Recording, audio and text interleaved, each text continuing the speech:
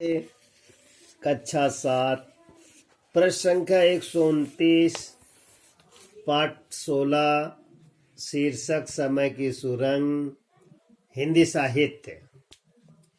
उसने हमें अपनी इस मशीन के बारे में कई बार बताया था।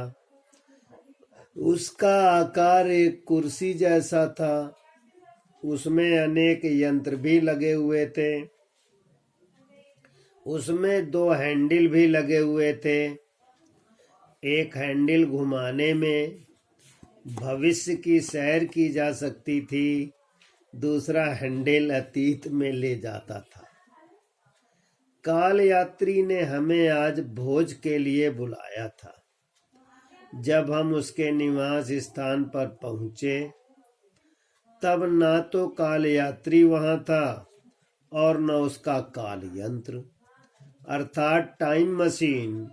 उसने एक पत्र लिख छोड़ा था कि यदि मैं 7 बजे तक न आ पाऊं तो आप लोग भोज शुरू कर देना। हम सब उसी की प्रतीक्षा में बैठे थे और अब वह सहसा हमारे सामने था, बदहवास हालत में।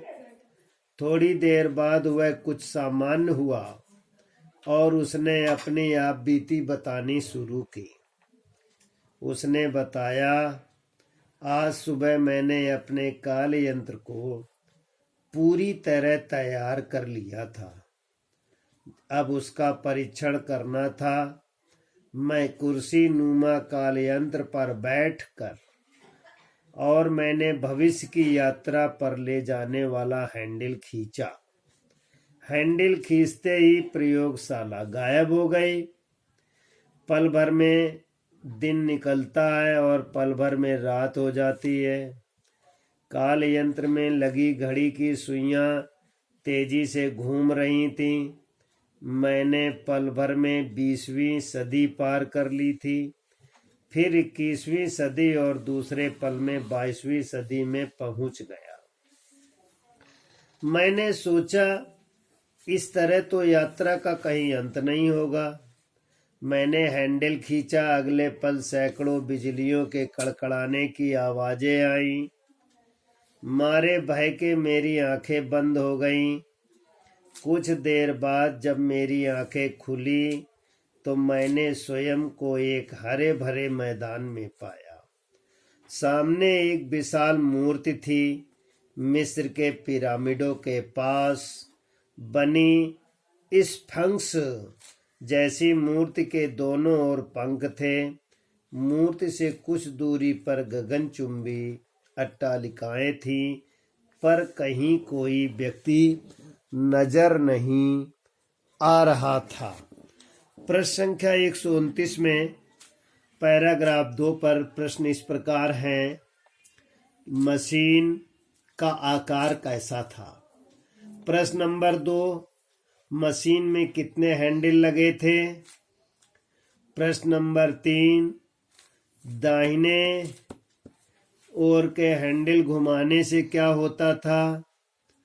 और प्रश्न नंबर 4, दूसरा हैंडल घुमाने से व्यक्ति कहाँ पहुंच जाता था?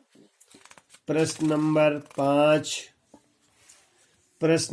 5, काल यंत्र को क्या कहते हैं? प्रश्न संख्या 130 से मैं गहरी सोच में पड़ गया।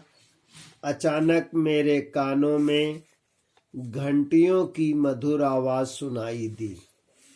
मैंने नजरें उठाईं। देखा पंखदार मूर्ति के पास से कुछ लोग मेरी ओर चले आ रहे थे। थोड़ी देर में वे सब मेरे पास आ गए। उनकी आंखों में आश्चर्य था। वे बेहद सुंदर थे। वे मुझे छूने के लिए आगे बढ़े। वे आपस में बातें भी कर रहे थे, पर उनकी भाषा मेरी समझ में नहीं आ रही थी। हाँ, उनकी आवाज बेहद मीठी जैसी थी।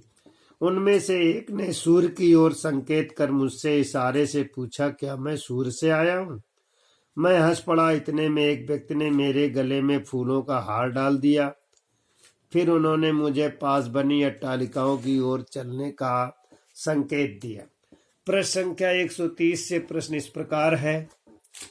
मधुर आवाजें कहाँ से सुनाई दे रही थीं? आंखों के सामने क्या था? प्रश्न नंबर 3 है, सूर से संकेत इशारे से क्या पूछा गया? प्रश्न नंबर 4, अट्टालिकाओं का संकेत क्या था? विद्यार्थी प्रश्नोत्तर लिखेंगे और याद भी करेंगे।